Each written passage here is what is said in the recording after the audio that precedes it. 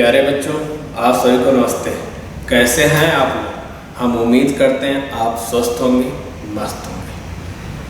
आज की क्लास में हम लोग सीटेट के पेपर 2 के सेट नंबर 2 का डिस्कस करेंगे। तो चलिए क्लास स्टार्ट करते हैं। अब आपके सामने क्वेश्चन नंबर 1 है। कह रहा है जब हम 3 अंकों की सबसे बड़ी संख्या में 1 जोड़ते हैं तो हमें क्या मिलता है। अब मेरी बात आप ध्यान से समझिएगा। जैसे मैं कहूँ 1 डिजिट का ग्रेटेस्ट नंबर की बात करूँ तो आप क्या लिखोगे? 9 लिखोगे। अगर मैं 2 डिजिट के ग्रेटेस्ट नंबर की बात करूँगा तो क्या लिखोगे? 99 लिखोगे। अगर 3 डिजिट के मैं ग्रेटेस्ट नंबर की बात करूँ तो क्या लिखोगे? 999। अगर इसी तरह मैं 4 डिजिट के ग्रेटेस्ट नंबर की बात करूं तो आप क्या लिखोगे? 9999। बातें क्लियर? अब कह रहा है कि 1 ऐड करना है। अब मेरी बात ध्यान से समझिए। अगर मैं इसमें 1 ऐड करूंगा तो आपको 10 मिलेगा।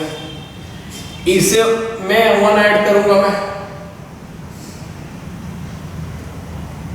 तो आपको 100 मिलेगा। यहां पे 1 ऐड करूं तो आपको 1000 मिलेगा और यहां पे 1 ऐड करूं तो आपको 10,000 मतलब 10,000 मिलेगा। अब 10 क्या होता है तो आप कहेंगे कि 2 डिजिट का सबसे स्मॉलेस्ट नंबर होता है।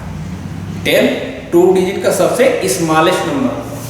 उसी तरह मैं कहूँ 100 क्या होगा तो आप कहोगे कि ये 3 डिजिट का स्मॉलेस्ट नंबर है। मैं कहूँ 1000 क्या होगा तो आप कहेंगे 4 डिजिट का स्मॉलेस्ट नंबर।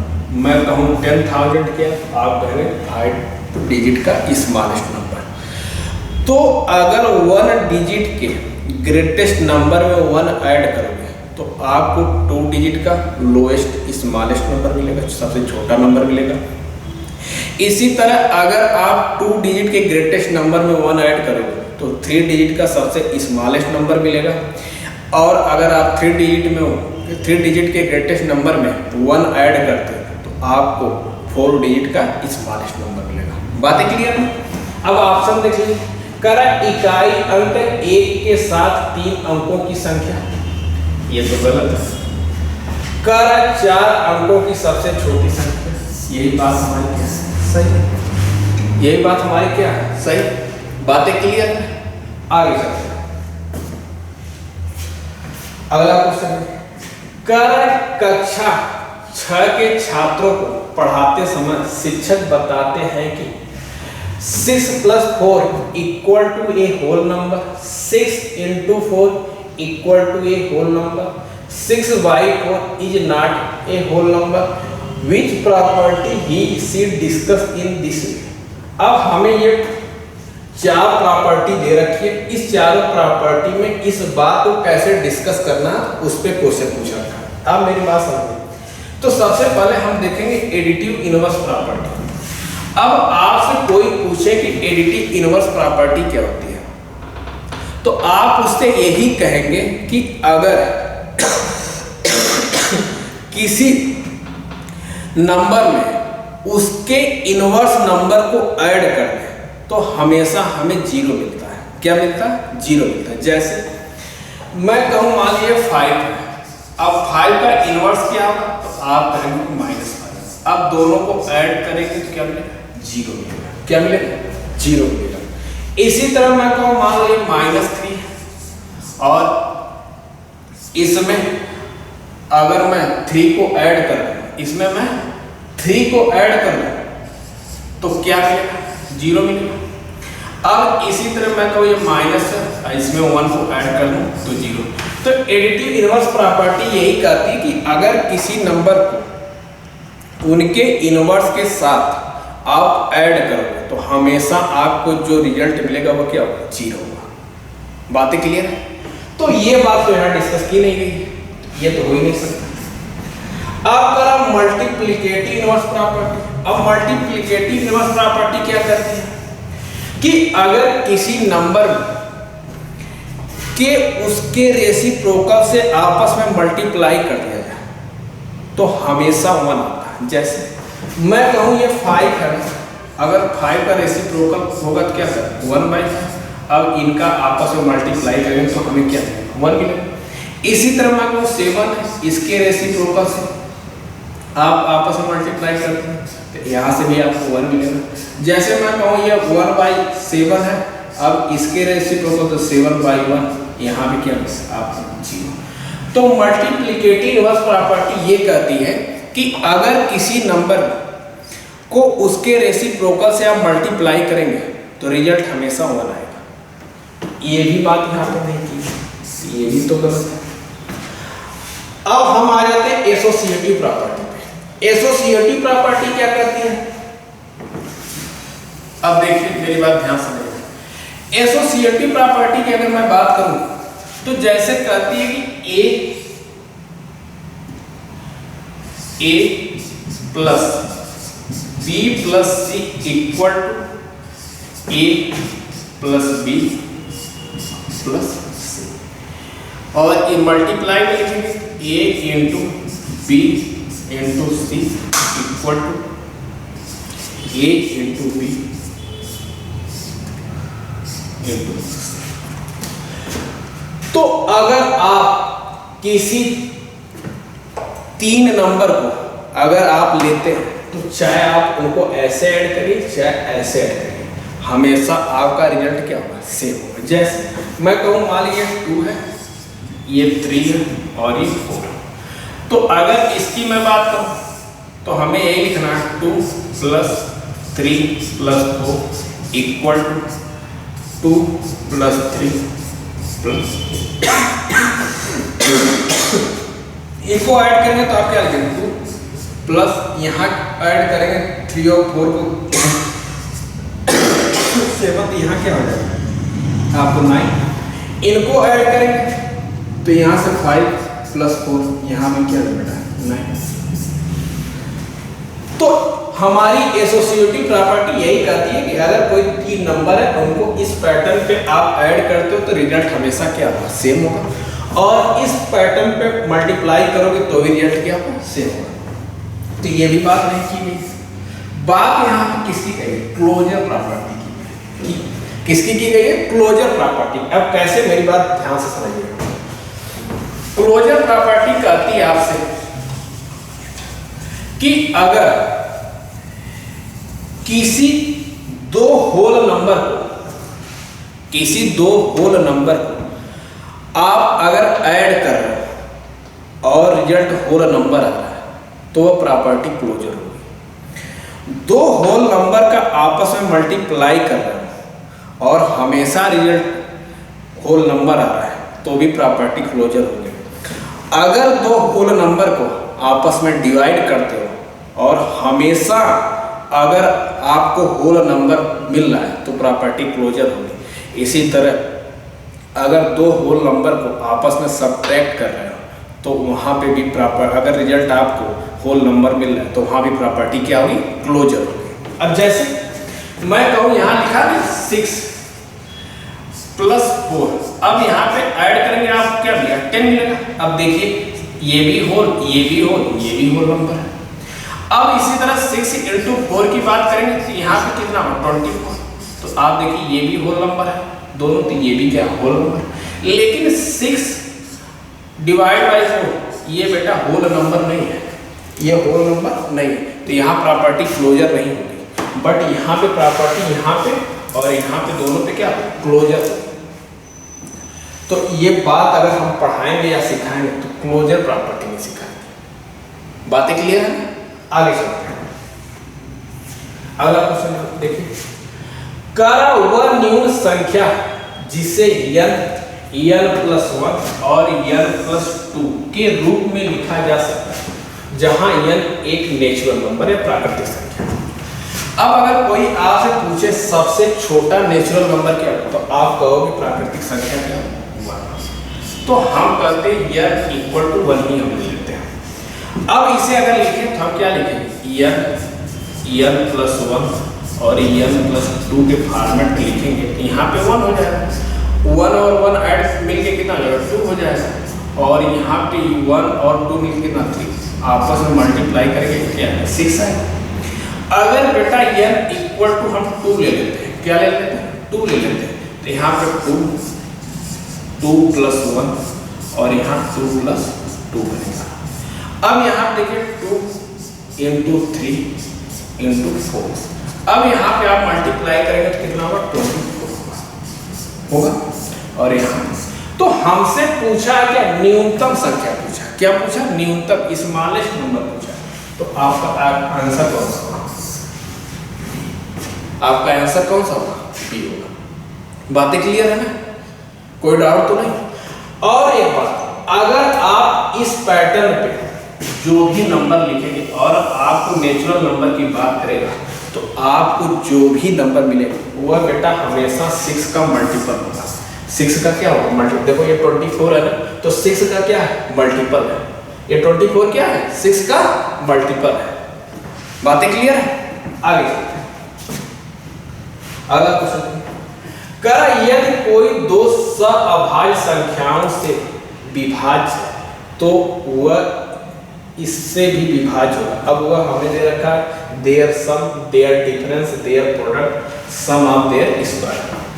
अब कह रहा है कि कोई संख्या दो सअभाज्य मतलब कोई नंबर किसी दो को प्राइम नंबर से डिवाइड है, तो पूछ रहा है वह नंबर हमेशा किससे डिवाइड होगा, क्या उनके सम से होगा, क्या उनके डिफरेंस से होगा, क्या उनके प्रोडक्ट से होगा, या फिर सम ऑफ देयर स्क्वायर से होगा। अब देखिए जैसे मैं कहूँ मान लीजिए ये हम दो को प्राइम, ये मान लीजिए 2 ले लेता हूँ, ये 3 ले लेता हूँ।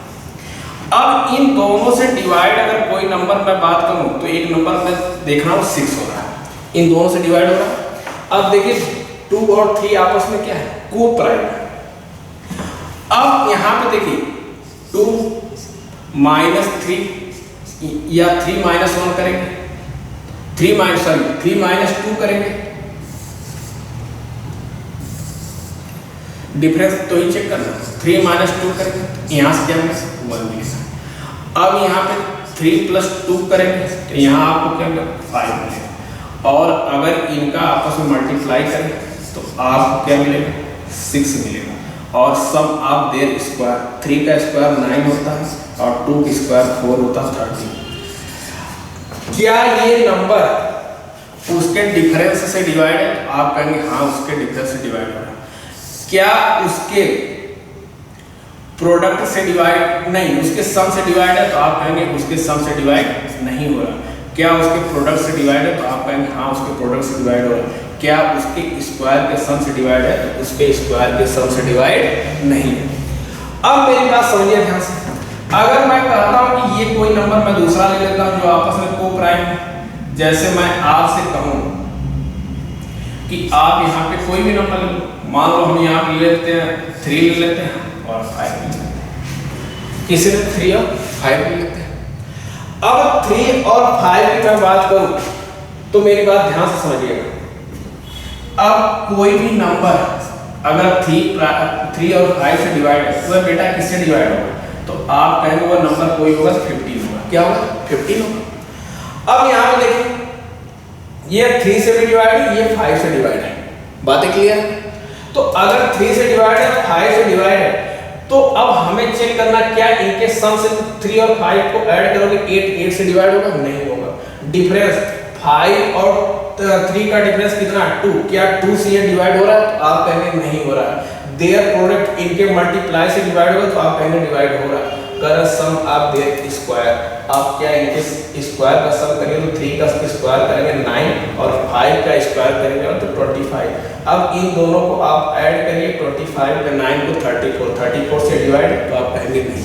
तो यहाँ पे तो आपको दिख गया कि इनके डिफरेंस से डिवाइड है, बट बेटा यहाँ डिफरेंस से नहीं डिवाइड है।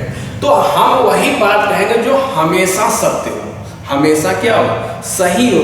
तो आप देखेंगे अगर कोई नंबर किसी दो को प्राइम नंबर से डिवाइड होता है तो वह नंबर बेटा हमेशा उन नंबर के प्रोडक्ट से जरूर डिवाइड होगा। अब यहाँ पे देख लो इनके प्रोडक्ट से क्या 6 है तो ये डिवाइड, इनका प्रोडक्ट 15 है तो भी डिवाइड, जैसे मैं कोई नंबर ले लूँ 3 और 4, अब 3 4 की अगर मैं बात करूँ तो आप इनका देखो यहाँ भी अगर इनसे मल्टीप्लाई करोगे तो यहाँ पे आएगा 12, अब 12 इन दोनों से डिवाइड है, ये दोनों को प्राइम नंबर से डिवाइड है, अब इनका मल्टीप्लाई करोगे तो भी डिवाइड होगा। इसी तरह मैं करता हूँ, कोई नंबर ले लो आप 24 ले लो और वहाँ पे 3 और 4 की बात करो तो देखो ये 3 और 4 दोनों आपस में क्या को प्राइम है। अब ये देखो ये दोनों से डिवाइड है, अब अगर इनका प्रोडक्ट देखा जाए तो क्या होगा 12 होगा। अब देखो ये 12 से भी डिवाइड है। तो कोई भी नंबर अगर किसी दो को प्राइम नंबर से डिवाइड होता है तो वह हमेशा और हमेशा उनके प्रोडक्ट से भी क्या होगा डिवाइड होगा। बातें क्लियर है?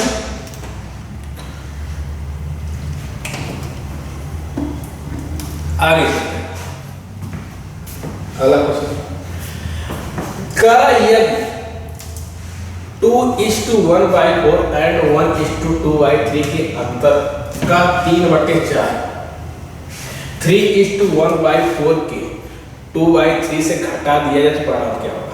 तो पहले इनका डिफरेंस देखें, 2:1/4 है, 2:1/4 बेटा इसको आप क्या लिखोगे 4 दूना 8 बटे 4, और दूसरा नंबर क्या 1:2/3 यहाँ में 5/3। अब इनके डिफरेंस चेक करना, तो आप 9/4 माइनस 5/3, अगर इनका एलसीएम ले कितना 12, इससे इसको डिवाइड करेंगे 3 बार में, 3 से 9 को डिवाइड मल्टीप्लाई करेंगे 26, इससे इसको डिवाइड करेंगे कितनी बार में जाएगा तो आप कहेंगे 4, 4 में 5 का मल्टीप्लाई करेंगे 20, अब यहाँ से आ जाएगा 7/12 के अंतर को 3/4 मतलब इसे 3/4 से मल्टीप्लाई नहीं कर, तो आप इसे कैंसिल कर दिए 4 बार, मतलब आप यहाँ से मिल गए 7/16 हो गया।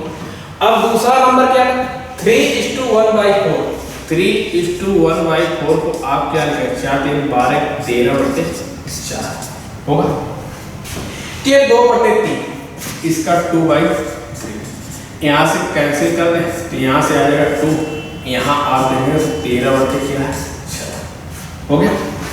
अब कह रहा है कि से घटा दिया मतलब इससे इसको माइनस करना, आप लिखेंगे 13/6 माइनस 7/16।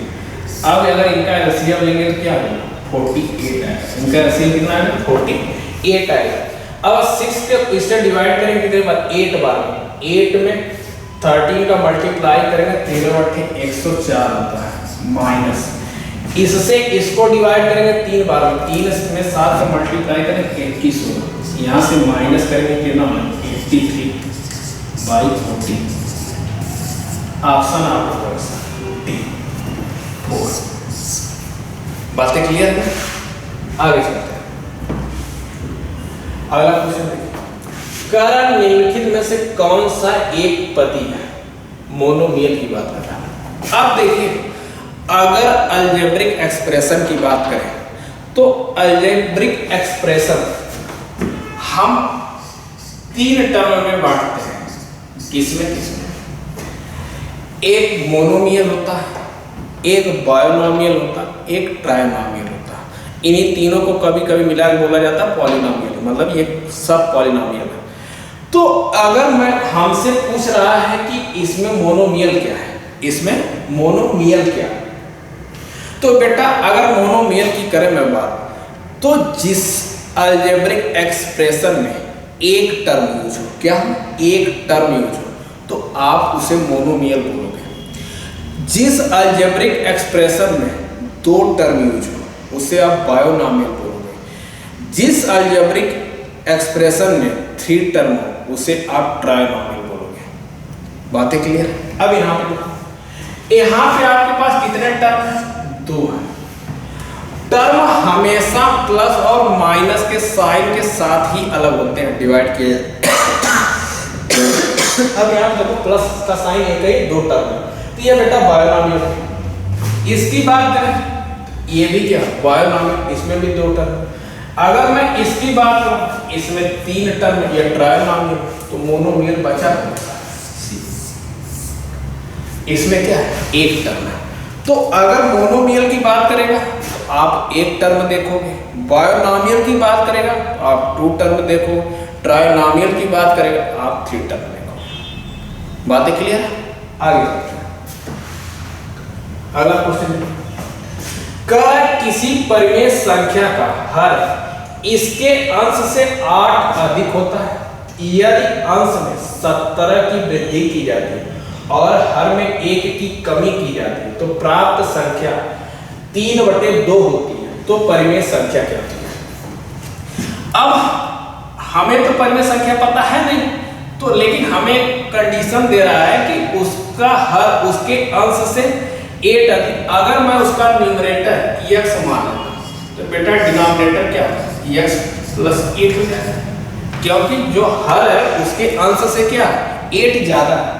फिर कह रहा है कि अंश में 17 की वृद्धि की है, इसमें बेटा हम 17 जो ऐड कर देते हैं या जोड़ देते हैं, और कह रहा हर में 1 की कमी की है, 1 की कमी, तो फाइनली बन क्या जाता है, तो आप करें 3/2 बन जाता है। चलो अब ये क्या हो जाएगा, यहाँ पे देखो x + 7, यहाँ पे x + 7 = 3/2। अब क्रॉस मल्टीप्लाई कर दो, यहाँ लिखोगे 2x + 17 दूना 34, यहाँ पे 3x + 7 त्रिक 21। अब ये 2x उधर जाएगा तो यहाँ बन जाएगा x = 34 से बेटा 21 माइनस करेंगे, क्या करेंगे 21 माइनस करेंगे, तो यहाँ कितना बन जाएगा 13। x की वैल्यू कितनी आ गई 13। अब ये हमें न्यूमरेटर की वैल्यू पता है, डिनोमिनेटर हमारा क्या, आप कहेंगे कि x + 8 है, तो डिनोमिनेटर तो 13 में 8 को ऐड कर देंगे कितना 21, तो फाइनली जो हमारा रेशनल नंबर या परिमेय संख्या है वह क्या होगा 13/21, 13/21। ऑप्शन कौन सा, ऑप्शन कौन सा? ये बातें आपको क्लियर है?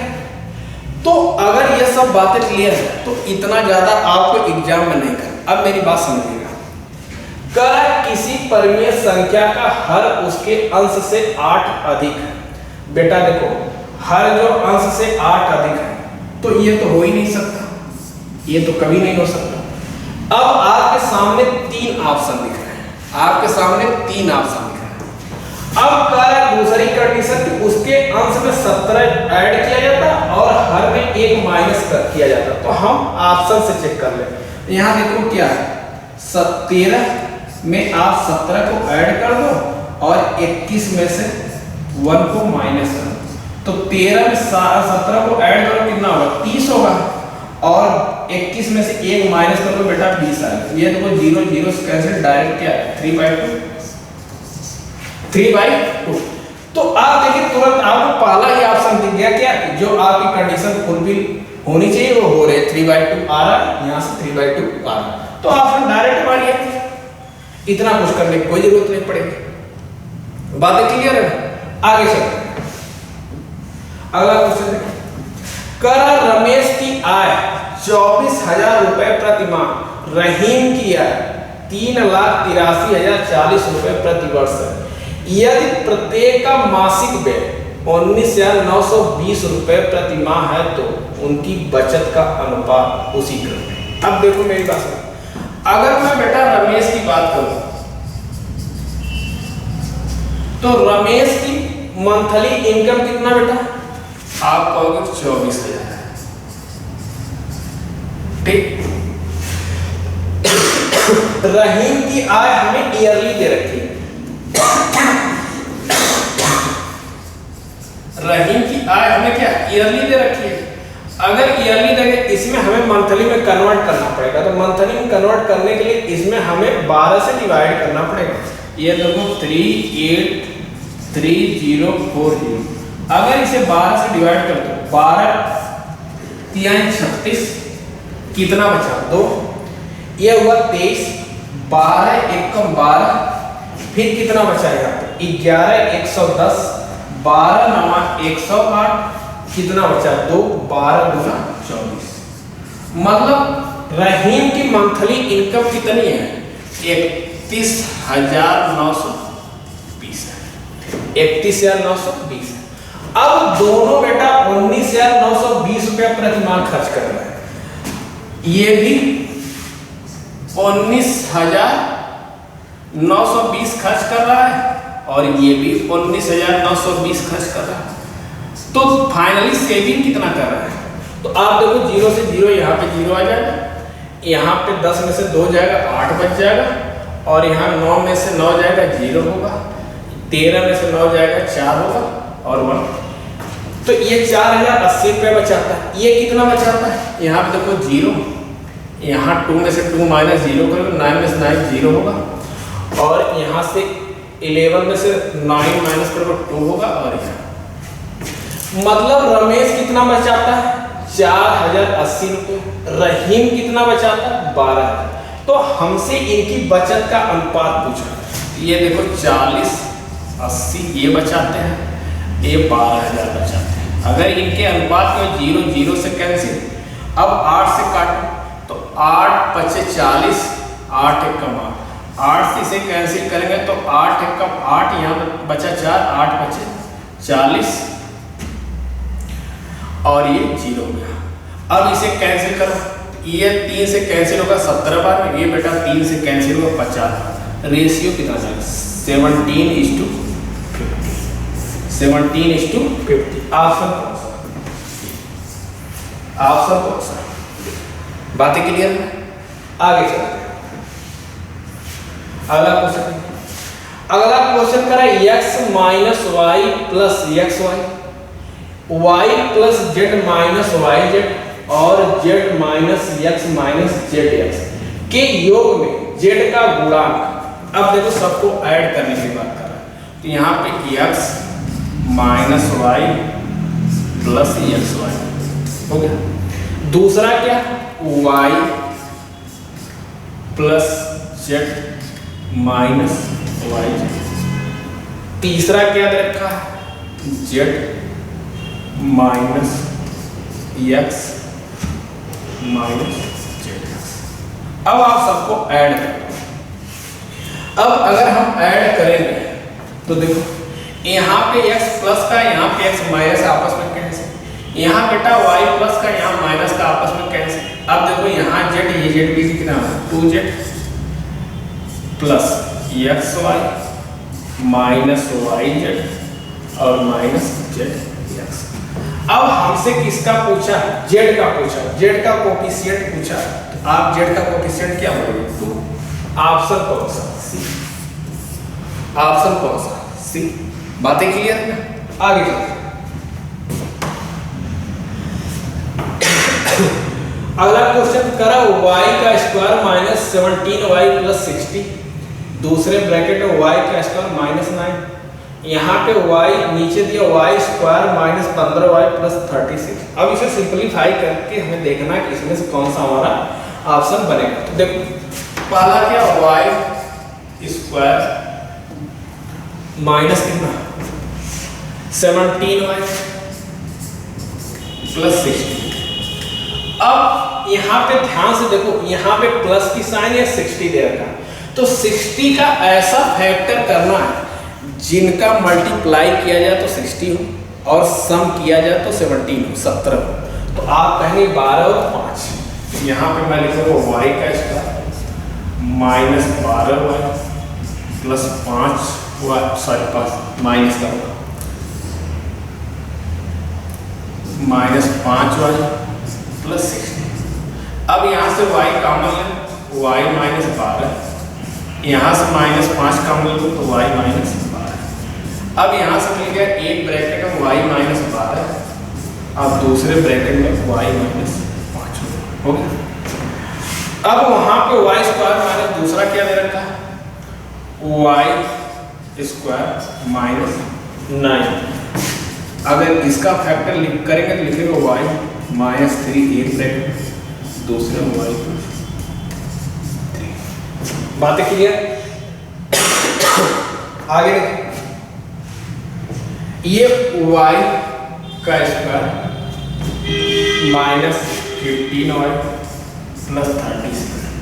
अब अगर इसे सिंप्लीफाई करें तो 36 का ऐसा फैक्टर है जिनका सम 15 बन जाए, तो आप लिखेंगे y square minus 12y minus 3y plus 36। यहाँ से y कॉमन लेंगे तो y माइनस 12 यहाँ से मिलेगा, और यहाँ से 3 कॉमन लेंगे तो y माइनस 12 यहाँ। तो आप लिखेंगे y माइनस 12 एक ब्रैकेट में और y माइनस 3 एक ब्रैकेट। बातें क्लियर है? अब हमें इन्हें, अब देखिए इनको हम यहाँ पे सेट करते हैं। यहाँ पे हम क्या लिखेंगे? लिखेंगे पहले y माइनस 12 और y माइनस 5, दूसरे में y प्लस 3 और y माइनस 3 अपन y माइनस 12 और यहाँ पे y माइनस 3 हो गया। अब देखो ये इससे कैंसिल, ये इससे कैंसिल, हमें बचा क्या? y माइनस 5 प्लस एक ब्रैकेट, दूसरे में y प्लस 3। ऑप्शन कौन सा? ए। ऑप्शन कौन सा? ए। y माइनस 5 दूसरे ब्रैकेट में y प्लस 3। बातें क्लियर है? आगे चलते हैं। अगला करा एक चतुर्भुज के चारों कोण का अनुपात 4:5:3:6। तो चतुर्भुज के सबसे बड़े और सबसे छोटे कोण का अंतर है। अगर मैं आपसे पूछूं कि किसी भी क्वाड्रिलेटरल चतुर्भुज के इंटीरियर एंगल का सम कितना होगा, तो आप कहेंगे 360। किसी भी क्वाड्रिलेटरल के इंटीरियर एंगल का सम कितना होता है? 360। अब ये देखिए रेशियो में दे रखा है, तो ये हम कहते हैं 4x प्लस 5x और प्लस 3x, ये 6x। अब इन सबका सम क्या? 360। हमसे कहा चतुर्भुज के सबसे बड़े और सबसे छोटे कोण का अंतर पूछ रखा है, तो पहले हम देख लेते हैं इनको सम करके। तो 5 4 9 3 12 6 18, 18x बराबर कितना? 360। तो आप x की वैल्यू क्या करोगे? 360 अपॉन 80 कैंसिल करोगे बेटा, कितना? 20 आएगा। x की वैल्यू कितनी आ गई? 20 आ गई। आगे अब हमसे करा सबसे बड़े और सबसे छोटे कोण का डिफरेंस। अब देखो सबसे बड़ा एंगल कौन सा है? सबसे बड़ा एंगल आप देखोगे 6x और सबसे छोटा क्या? 3x। इनके डिफरेंस देखा जाए कितना? 3x का। इनका डिफरेंस कितने का? 3x का। इसी की हमसे वैल्यू पूछे। 3x की वैल्यू हमें पता है 20 है, तो 3 × 20 कर देंगे, यहाँ से कितना? 60 आ जाएगा, 60 आ जाएगा। तो इनका डिफरेंस कितने का? 60 का। बातें क्लियर? आगे चलते हैं। अगला क्वेश्चन करा 4:1/3 समकोण में डिग्री की संख्या कितनी है? अब मेरी बात सुनो, अगर आपसे पूछे कोई एक समकोण एक राइट एंगल में कितने डिग्री होती है, तो आप कहेंगे 90 डिग्री होती है। कितनी डिग्री होती है? 90 डिग्री होती है। तो 90 है, हमसे पूछा कितने का? 4:1/3। आप चाहो तो इसे सिंप्लीफाई कर लो। 90 4 3 12 13/3, 3 से इसे कैंसिल कर दो 30 बार में, 13 3 39, 390। 390 ऑप्शन कौन सा? ऑप्शन कौन सा? बी। बातें क्लियर है? इसको चाहे एक तरह पे और लगा सकते हैं। अब देखिए कैसे 90, ये 4:1/3 को क्या 4 + 1/3 में लोग तो कोई दिक्कत? तो आप कहेंगे कोई दिक्कत नहीं है। तो 90 में 4 का मल्टीप्लाई करें कितना होगा? 360 और प्लस ये 90/3, यहाँ से कैंसिल करेंगे 30 और दोनों को ऐड करेंगे 390, यहाँ से क्या जाएगा? 390 यहाँ से क्या जाएगा? बातें क्लियर है ना? आगे चलते हैं। अगला क्वेश्चन करा सबसे छोटी संख्या 8 वाला पाइथागोरस त्रिक है, मतलब पाइथागोरस ट्रिपलेट की बात किया। अगर पाइथागोरस ट्रिपलेट की बात करें तो सबसे पहली बात तो आपको ये पता होना चाहिए कि पाइथागोरस ट्रिपलेट क्या होता है। तो पाइथागोरस ट्रिपलेट की अगर मैं बात करूं तो उसमें ये कहा जाता है कि किसी भी ट्रायंगल की दो छोटी साइड के स्क्वायर का सम हमेशा तीसरे साइड के स्क्वायर के सम के इक्वल होता है। मतलब दो छोटी भुजाओं का स्क्वायर बड़ी भुजाओं के स्क्वायर के अगर इक्वल है तो वह हमेशा और हमेशा पाइथागोरस ट्रिपलेट होगा। ठीक, अब यहां पे देखिए, अगर पाइथागोरस ट्रिपलेट की बात करें तो ये तो दोनों हो ही नहीं सकता, ये दोनों हो ही नहीं सकता। अब देखिए यहाँ पे 8 का स्क्वायर करेंगे तो आपका क्या होगा 64, 10 का स्क्वायर करेंगे कितना होगा 100, ऐड करेंगे 164 और 12 का स्क्वायर करेंगे तो 144। अब ये आपस में इक्वल है ही नहीं, ये तो हो ही नहीं सकता। इसी तरह इसकी बात करें तो ये भी नहीं होगा। 8 का स्क्वायर करेंगे 64 और 9 का स्क्वायर करेंगे तो हो जाएगा 81। आप ऐड करेंगे तो 145 यहाँ से आएगा, 10 का स्क्वायर करेंगे 100, दोनों आपस में इक्वल है, अब तो हो ही नहीं सकता। अब इस पे आपका सबसे छोटा पाइथागोरस में जो सबसे छोटी संख्या 8 होनी चाहिए, यहाँ तो सबसे छोटी संख्या 6 है, ये भी नहीं हो सकता। ऑप्शन कौन सा? सी। ऑप्शन कौन सा? सी। अब मेरी बात ध्यान समझिएगा, यहाँ तो संख्या छोटी थी आपने देख के कर लिया, लेकिन संख्याएं बड़ी हो तब आप क्या करेंगे? तब एक बात ध्यान देना कि अगर कोई नंबर x सबसे छोटा, कहा कि अगर कोई नंबर x जो सबसे छोटा ट्रिपलेट में है तो उससे बड़े नंबर अगर आपसे पूछे तो लिखना x का x/2 का होल स्क्वायर -1 एक ब्रैकेट में, दूसरे x/2 का होल स्क्वायर प्लस दूसरे ब्रैकेट। अब यहाँ पे देखो x आपने 8 लिया है तो x इक्वल टू यहाँ पे कितना 8 है, तो 8/2 का स्क्वायर करेंगे तो 4 का स्क्वायर करेगा 16 बेटा, और 16 में से 1 माइनस करेगा कितना 15। यहाँ पे 16 में 1 को ऐड करेगा तो क्या होगा 70। अब यहाँ पे हो जाएगा 70। ओके, तो जो भी ट्रिपलेट बनेगा वह 8 होगा, 15 होगा, 17। आप चेक करो 8 का स्क्वायर बेटा करोगे कितना होगा 64, 15 का स्क्वायर करो क्या होगा 225, इनको ऐड करो देखो ये 9 बन जाएगा, ये 8 बन जाएगा, ये 2 बन जाएगा, हो गया। अब यहाँ पे बड़ी साइड क्या 17 है, 17 का स्क्वायर करो क्या 2 8, देखो ये आपस में बराबर है, ये आपस में बराबर है तो आप कहेंगे एकदम बराबर। आंसर कौन सा? सी। बातें क्लियर है? आगे अगला करा एक तिर्यक रेखा के एक ही तरफ दो समांतर रेखाओं के प्रतिच्छेदन से बनने वाले दो आंतरिक कोण x और 70 हैं, तो तो 3x - 30 का मान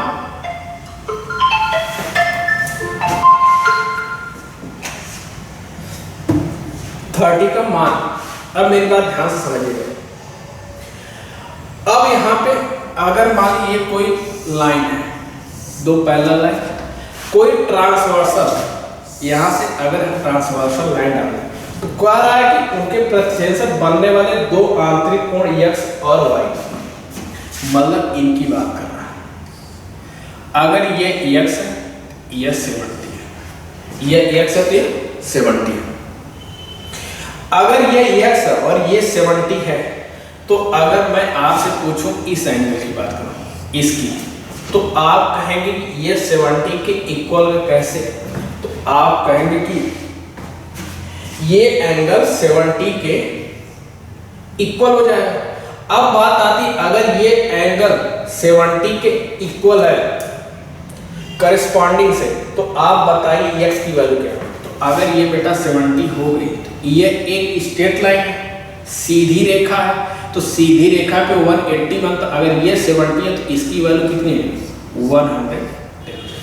ये वैल्यू क्या है 110 हो जाएगी। अगर ये वैल्यू 110 हो गई तो हमसे क्या पूछा 3x माइनस 30। यहाँ पे 3x माइनस 30 की मैं बात करूँ तो 3x की वैल्यू की ना 110 माइनस 30। अब यहाँ पे 330 माइनस 30, यहाँ से कितना आएगा आपको 300, यहाँ से कितना आएगा 300। ऑप्शन कौन सा? ऑप्शन कौन सा? सी। बातें क्लियर है? आगे चलते हैं। अगला क्वेश्चन देखिए, कर P और S दो बिंदु जो रेखाखंड QR के एक ही तरफ इस प्रकार स्थित है। अब ध्यान से मेरी बात सुनिए। एक लाइन क्या है? QR है और कर इसके एक ही तरफ दो बिंदु P और S है। ये मान लेते हैं P है और ये है S।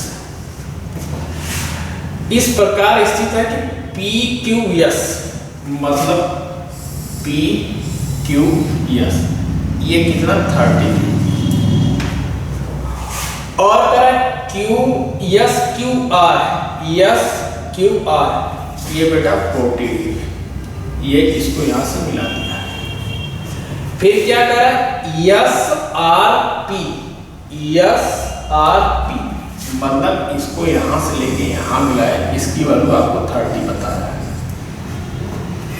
कर PRQ ये बेटा 40 है। तब हमसे पूछा triangle PQR congruent triangle SQR by SAS, triangle PQR congruent triangle SQR by ASA। तीसरा करा triangle PQR congruent triangle SRP by SAS, triangle PQR congruent triangle SRP by ASA। अब मेरी बात ध्यान समझिएगा। अगर मैं कांग्रुएंसी की बात करूं तो हमारे पास 5 ऐसी कंडीशन है जिस पे हम कांग्रुएंसी को सेट करते हैं या कांग्रुएंसी को प्रूव करते हैं। वो क्या क्या है? तो पहली कंडीशन है क्या? यस। दूसरी कंडीशन यस। तीसरी कंडीशन ए। चौथी कंडीशन यस। पांचवी कंडीशन यस। 5 कंडीशन।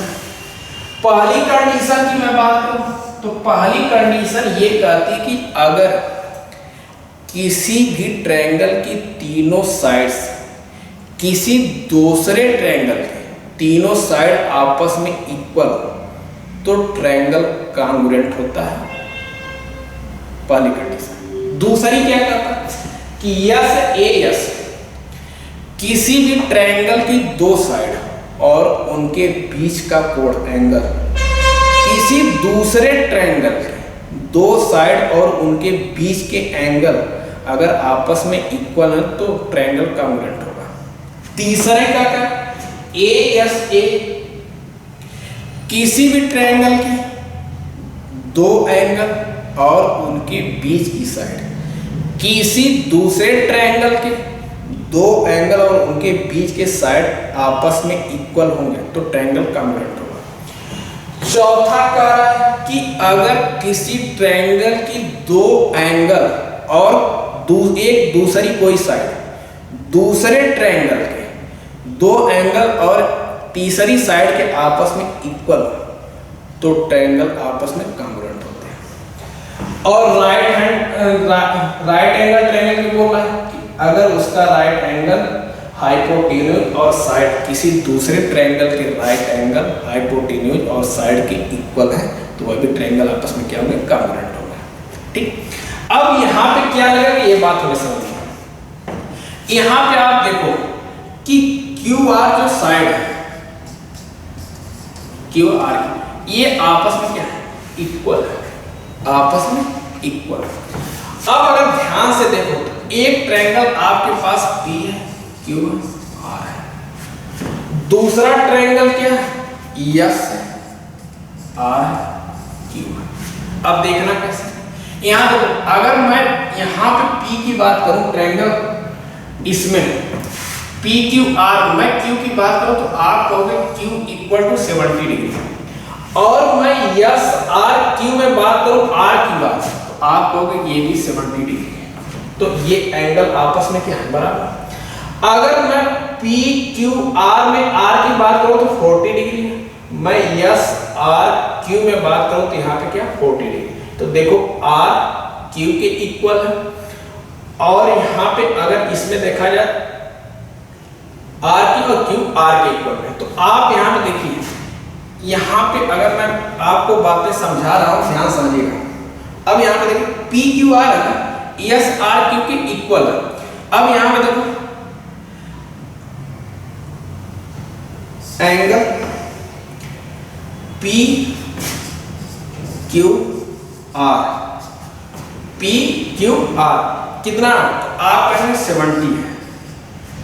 अब यहां पे यस, अब यहां पे एंगल यस आर क्यू की बात करें तो ये भी आपका 70। अब यहां पर यस क्यू आर की बात करो, इसमें यस क्यू आर की बात करो तो आप कहोगे 40, और यहां पे पी आर क्यू की बात करो तो यहां पे भी 40। तो आप देखिए एक साइड इक्वल है और दो एंगल इक्वल है, तो हमें जो भी कॉन्ग्रुएंसी लगेगी वह हमें ए यस ए लगेगा, ए यस ए लगेगा। मतलब दो एंगल उनके बीच की साइड, किसी दूसरे ट्रायंगल के दो एंगल और उनके बीच के साइड के आपस में इक्वल हो तो हमें ट्रायंगल क्या होंगे, कॉन्ग्रुएंट। तो हमें ए यस ए लगे, तो ये तो हो नहीं सकते दोनों। अब यहाँ देखिए, अब कर देखिए पी क्यू आर, तो यहाँ पे क्या यस आर क्यू होगा, यस आर क्यू, ऑप्शन कौन, ऑप्शन कौन सा। बातें क्लियर है, आगे चलते अगला क्वेश्चन। करा 16 मीटर लंबे 12 मीटर चौड़े और 10.2/3 मीटर ऊंचे कमरे में रखी जा सकने वाले सबसे बड़ी छड़ की लंबाई। अगर किसी भी कमरे में आप कोई छड़ रखते हो तो सबसे बड़ी छड़ आप उसके डायगोनल के इक्वल रख सकते हो। किसी भी कमरे में आप अगर कोई छड़ रखते हो तो सबसे बड़ी छड़ उसके डायगोनल के इक्वल रखो। तो हमें इसका डायगोनल बीकर निकालना। अब देखना है, तो ये देखो क्यूबाइड है, क्यूबाइड अगर इसके डायगोनल की बात करें तो हम लिखेंगे ए का स्क्वायर प्लस बी का स्क्वायर प्लस सी, मतलब तीनों साइड का स्क्वायर का सम। अब यहाँ पे 16 का स्क्वायर कितना होगा 256, 12 का स्क्वायर 144। इसे देखो अगर मिक्स फ्रैक्शन को इम्प्रॉपर में करोगे तो 10 या 3 दूना 30 2 32, 32 का स्क्वायर होता बेटा 1024 बटे 9। ओके, अब इन दोनों को ऐड करें तो आपको मिलेगा 400 प्लस 1024/9। अगर इसे सॉल्व करें तो 9 चौके 36, 10 46, 9 चौके 36, 10 46,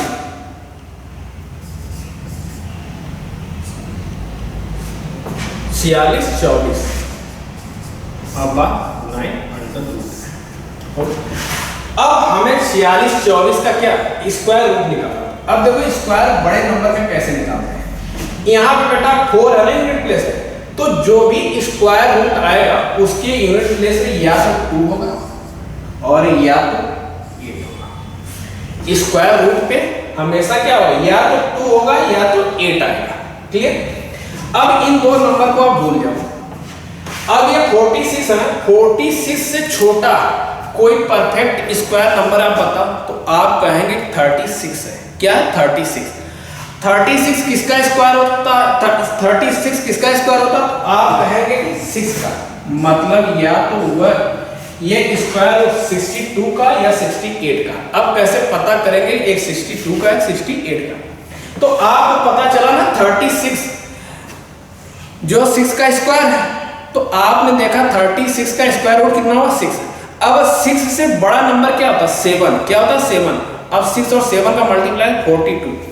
अगर बेटा 42 इनसे बड़ा हो 42 अगर इनसे बड़ा होगा तो स्क्वायर रूट छोटा वाला, अगर 42 इनसे छोटा होगा तो स्क्वायर रूट बड़ा होगा, 42 इनसे छोटा तो स्क्वायर रूट कितना 68, तो यहाँ से आ जाएगा 68 और बेटा 9 का स्क्वायर रूट निकालेंगे तो क्या होगा 3 और इसे सिंप्लीफाई करेंगे 68 तो ये 22 या 66 2/3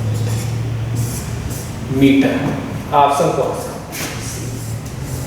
ऑप्शन सी। बातें क्लियर? आगे अगला क्वेश्चन का एक समचतुर्भुज की क्षेत्रफल 270 मीटर स्क्वायर है, यदि इसके विकर्ण x सेमी और 30 सेमी की लंबाई हो तो 4x - 8 का मान है।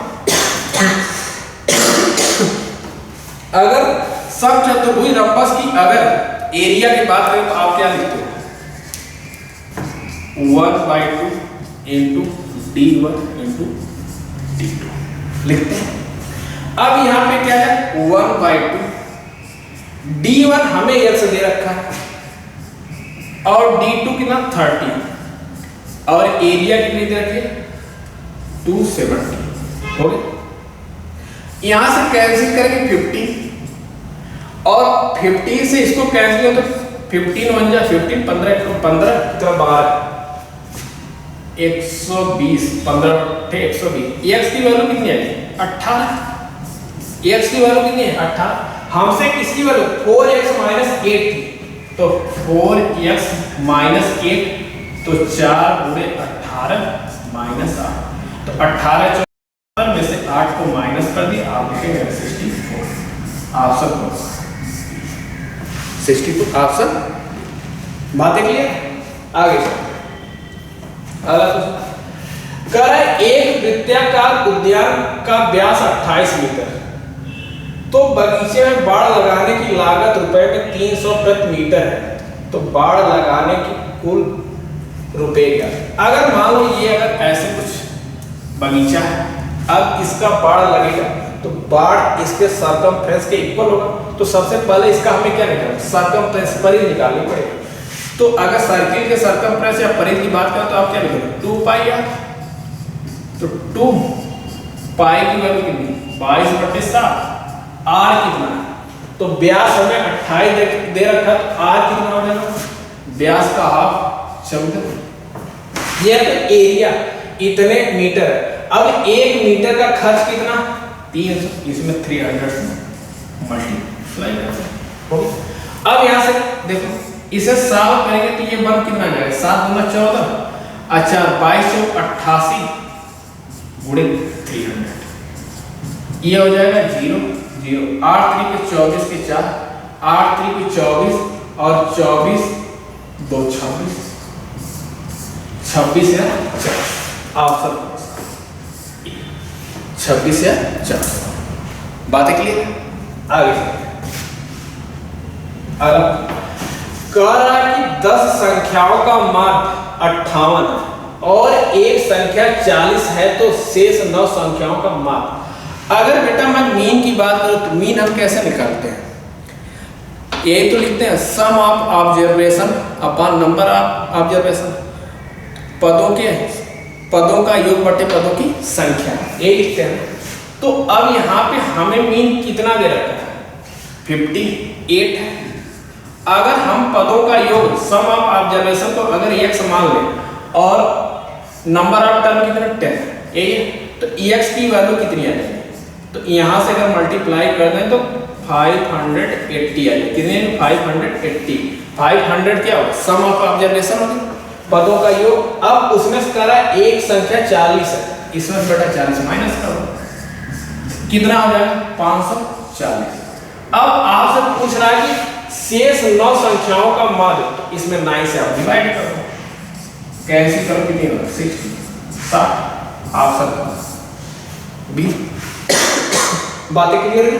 आगे अगला प्रश्न करा एक बैग में 7 नीली 4 लाल 6 काली और 3 सफेद गेंदें हैं। इस थैले में से बिना देखे एक गेंद निकाली जाती है तो काली और या नीली गेंद मिलने की प्रायिकता क्या है प्रोबेबिलिटी की बात कर रहा है। अगर आप पहले ये देखिए कि सबसे पहले टोटल गेंद कितनी है। तो आप 7 4 11 11 6 17 3 20, मतलब टोटल गेंद कितनी बेटा 20 है।